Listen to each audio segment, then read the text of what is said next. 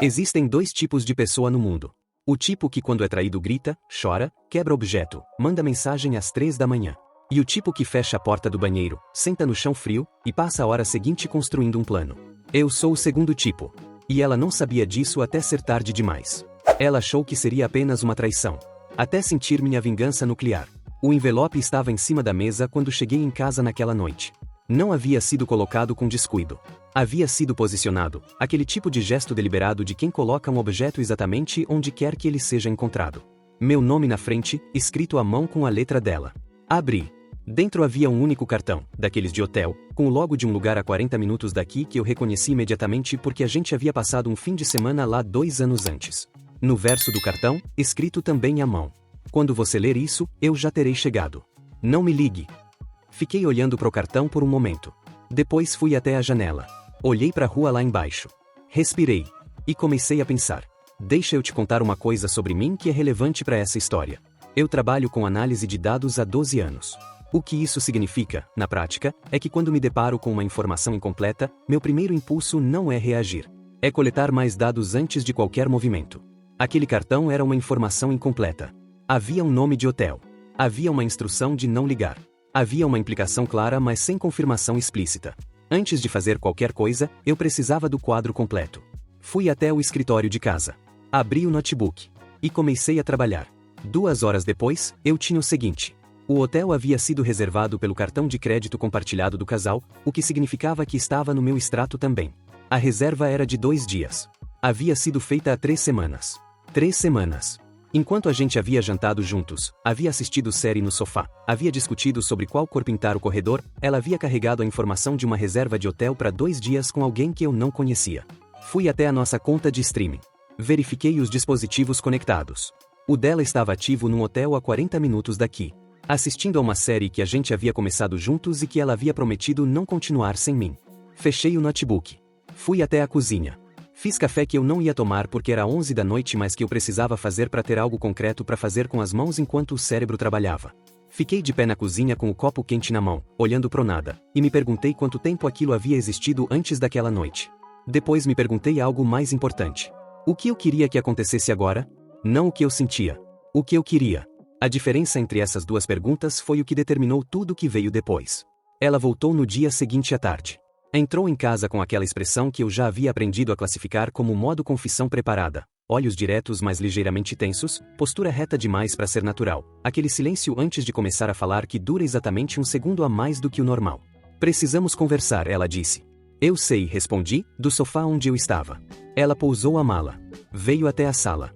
Sentou na poltrona em frente ao sofá, não do meu lado no sofá, o que me disse que ela havia ensaiado a geometria dessa conversa. Há 1 ano ela começou. E então contou. O nome era Rodrigo. Colega de faculdade que havia reaparecido na vida dela através de uma rede social há 18 meses. Que havia começado como nostalgia, aquelas conversas de quem não se via há tempo e de repente tem muito para se dizer. Que havia se tornado outra coisa a partir de um jantar que ela havia descrito para mim como um encontro de colegas antigos numa terça-feira do ano anterior. 1 ano. Enquanto eu havia acordado ao lado dela todos os dias, enquanto a gente havia viajado, havia brigado e se reconciliado, havia planejado reformar a cozinha, havia discutido sobre ter filhos, ela havia carregado uma vida paralela completa. Por que você está me contando agora? Eu perguntei, quando ela terminou. Pausa. Porque acabou, ela disse. Ontem à noite. Eu fui até lá para terminar pessoalmente porque ele merecia isso. Você foi a um hotel com ele para terminar. Eu sei como soa. Soa como despedida, eu disse. Não como término. Ela ficou em silêncio. E o silêncio confirmou o que eu havia dito. Antes de continuar, preciso fazer uma pausa. De onde você está assistindo esse vídeo agora? Me conta nos comentários a cidade e o país. Essas histórias chegam em lugares que eu nunca imagino, e fico genuinamente curioso para saber de onde vocês estão. Voltando ao que aconteceu naquela tarde. O que você quer que aconteça agora? Ela perguntou. Era a mesma pergunta que eu havia me feito na noite anterior. Mas eu havia dormido com ela. Havia acordado com ela. Havia passado a manhã inteira construindo a resposta enquanto fingia trabalhar. Eu preciso de alguns dias para pensar, eu disse. Ela assentiu, aliviada demais com essa resposta, o que me disse que ela havia esperado algo mais imediato e mais explosivo. Tudo bem, ela disse. Eu entendo. Fico no hotel se você quiser. Não precisa, eu disse. Mas eu fico no escritório essa semana. Ela foi pro quarto arrumar as coisas. Eu fui pro escritório sentar na cadeira giratória e olhar pro teto por um longo tempo. O plano estava tomando forma. Não um plano de raiva, um plano de clareza. E havia uma diferença enorme entre os dois. Liguei pro Felipe na manhã seguinte. Felipe, meu melhor amigo de 23 anos, contador por formação e a pessoa mais discreta que eu conheço. Quando atendeu e ouviu minha voz, ele disse apenas: "Onde você está?" "Em casa." "Vou até você." Ele chegou em 40 minutos com 2 cafés e aquela expressão de quem já sabe que a notícia não é sobre nada simples. Contei tudo. Ele ouviu sem interromper, o que era característico dele e que eu sempre havia valorizado. Quando terminei, ficou em silêncio por um momento. "O que você precisa de mim?" ele perguntou. "Preciso que você olhe para as finanças com outros olhos", eu disse. "Não como meu amigo. Como contador." O que Felipe encontrou nos 3 dias seguintes foi mais revelador do que eu havia esperado. Não havia desvio de dinheiro. Não havia nada ilegal ou fraudulento. Havia, no entanto, um padrão de gastos nos últimos 12 meses que contava uma história que ela nunca havia me contado. Jantares em restaurantes que eu não havia frequentado, em dias em que ela havia dito que estava trabalhando até tarde. 2 estadias em hotéis além da que eu já havia encontrado. Uma viagem de fim de semana com as amigas em agosto que havia sido paga com o cartão dela, não compartilhado, mas cujo hotel o Felipe conseguiu identificar através de uma nota fiscal que havia ficado numa pasta de despesas que ela mantinha no notebook compartilhado. 12 meses de vida paralela documentada em transações financeiras. "Você vai usar isso como prova em divórcio?" Felipe perguntou. "Não sei ainda", respondi. "Mas quero ter." O Rodrigo foi a próxima parte do quadro. Não porque eu queria confrontá-lo, mas porque eu precisava entender com o que eu estava lidando antes de tomar qualquer decisão. Levou 2 dias de pesquisa discreta. O que encontrei foi inesperado. Rodrigo era casado. Casado há 4 anos, com 2 filhos pequenos, num bairro que ficava a 20 minutos do nosso apartamento. A esposa dele se chamava Ana. E ela não sabia de nada. Exatamente como eu não havia sabido de nada por um ano inteiro. Eu fiquei olhando para a foto do perfil social dela por um longo momento. Uma mulher sorrindo com 2 meninos pequenos numa foto de praia, com aquela leveza de quem está exatamente onde quer estar. Fiz uma coisa que levei 2 dias para decidir se faria. Liguei para Ana. Não com raiva. Não com o objetivo de destruir algo. Mas com a consciência de que ela tinha o mesmo direito à informação que eu havia tido quando encontrei aquele cartão na mesa. Ela atendeu no 3º toque. "Oi", eu disse. "Meu nome é Lucas. Eu preciso te dizer uma coisa que vai ser difícil de ouvir." Silêncio. "Eu ouço", ela disse, com uma voz que me disse que ela já havia suspeitado de alguma coisa mas ainda não havia confirmado. Contei o que eu sabia.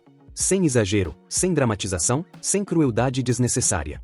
Os fatos como eu os havia encontrado. Ela ficou em silêncio por um tempo longo depois que eu terminei. "Como você descobriu?" ela perguntou. "Ela me deixou um cartão de hotel", eu disse. "Ontem à noite ela me contou." "Ela te contou?" Ana repetiu, com um tom que eu não soube classificar completamente. "Ela disse que havia terminado." "Ele me disse a mesma coisa ontem à noite", Ana disse. Quando chegou em casa com aquela expressão de quem está se preparando para dizer algo difícil. Aquela revelação mudou completamente o ângulo de tudo. Os 2 haviam chegado em casa na mesma noite com a mesma história. Haviam terminado juntos. Haviam preparado as conversas juntos, provavelmente no hotel, provavelmente na mesma tarde de despedida que havia sido descrita para mim como término. "O que você vai fazer?" Ana me perguntou. "Ainda estou descobrindo", eu disse. "E você?" "Igual", ela disse. Ficamos em silêncio por um momento. "Obrigado por ligar", ela disse finalmente. "Eu sei que não foi fácil." "Não foi", concordei. "Mas eu precisaria que alguém tivesse feito o mesmo por mim." Voltei para casa naquela tarde com um quadro completo que ela não sabia que eu tinha. Ela estava na cozinha fazendo alguma coisa que eu não processei imediatamente porque minha cabeça estava em outro lugar. "Como você está?" ela perguntou, quando me viu. "Melhor", eu disse, com uma honestidade que ela interpretou de uma forma e que tinha outro significado completamente. "Você pensou?" "Estou pensando." "E você quer conversar?" "Em breve", eu disse. "Mas não hoje." Na semana seguinte, eu executei as 3 partes do que havia planejado. A primeira parte foi a mais simples. Consultei um advogado especializado em direito de família, o Dr. Marcelo, indicação do Felipe, que quando ouviu a situação e viu a documentação que eu havia reunido disse apenas: "Você está bem preparado." "Tenho 12 anos de experiência em análise de dados", eu disse. "Preparação é o que eu faço."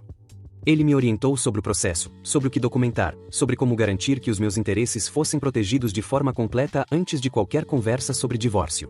A segunda parte foi mais delicada. O apartamento onde a gente morava era alugado. O contrato havia sido renovado 2 meses antes, assinado pelos 2. Mas havia um detalhe que ela havia deixado passar quando assinou.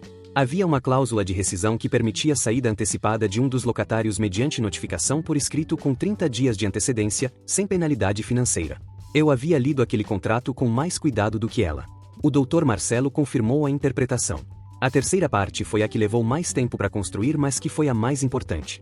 Eu trabalho com dados. Mas também escrevo. Não profissionalmente. Mas tem um blog que existe há 6 anos, com uma audiência pequena mas fiel, sobre análise comportamental e tomada de decisão. Nos dias seguintes àquele cartão de hotel, escrevi um texto longo sobre o processo de descoberta de traição do ponto de vista analítico. Sem nomes.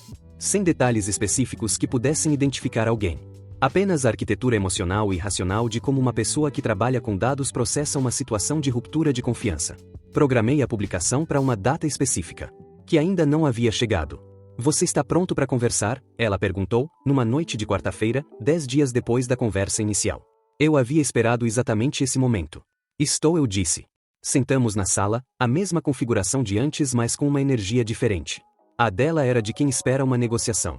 A minha era de quem já sabe o resultado, mas ainda precisa executar o processo. O que você decidiu? Ela perguntou. Eu decidi várias coisas, eu disse. Me conta. A primeira, eu disse, é que eu não estou interessado em salvar o que havia. Não porque sou incapaz de perdoar, mas porque o que havia entre a gente tinha uma rachadura que existia muito antes do Rodrigo aparecer. E ele foi o sintoma, não a doença. Ela ficou em silêncio, claramente não havia esperado essa análise. A segunda, continuei, é que eu conversei com o Dr. Marcelo. Ela piscou. O nome do advogado aterrissou com o peso que eu havia esperado. Você já foi ao advogado, ela disse. Fui. Na semana passada. Você planejou isso, ela disse, com uma expressão que era mistura de surpresa e algo que levou um segundo para eu identificar como respeito involuntário. Eu analiso situações antes de reagir, eu disse. Você sabe disso. Eu achei que você ia explodir, ela admitiu. Eu sei que você achou. Você não explodiu. Não. Silêncio. Você está me dizendo que quer separação, ela disse. Estou dizendo que já iniciei o processo, eu corrigi. Ela ficou olhando para mim por um momento. A terceira coisa, eu disse, antes que ela falasse. Eu sei que o Rodrigo é casado. Sei que a esposa se chama Ana. E sei que os dois chegaram em casa na mesma noite com a mesma história de término. O rosto dela perdeu cor de uma forma que eu observei com a calma específica de quem não está mais surpreendido por nada naquela conversa. Você falou com ela disse. Fiz o que qualquer pessoa honesta faria numa situação dessas, eu disse. Dei a ela a informação que eu gostaria que alguém tivesse me dado. E o que mais? Ela perguntou, com uma voz que havia ficado pequena de um jeito que eu não havia visto antes. A quarta coisa é sobre o apartamento, eu disse. Li o contrato com atenção. Há uma cláusula que permite saída de um dos locatários com 30 dias de notificação. Protocolei essa notificação essa semana. Você vai sair, ela disse. Já encontrei um apartamento, eu disse. Assino o contrato na próxima semana. Ela ficou em silêncio por um tempo longo. Você fez tudo isso nos últimos 10 dias, ela disse finalmente. 12 dias, eu corrigi. Contando a noite do cartão. E eu não percebi nada. Você estava processando a sua parte, eu disse. Não estava prestando atenção na minha. Existe uma quinta coisa? Ela perguntou, e havia algo na forma como fez a pergunta que me disse que ela havia aprendido, naqueles 12 dias, que havia mais do que ela imaginava. Existe, eu disse. Peguei o notebook que estava na mesa de centro. Abri. Mostrei a tela para ela.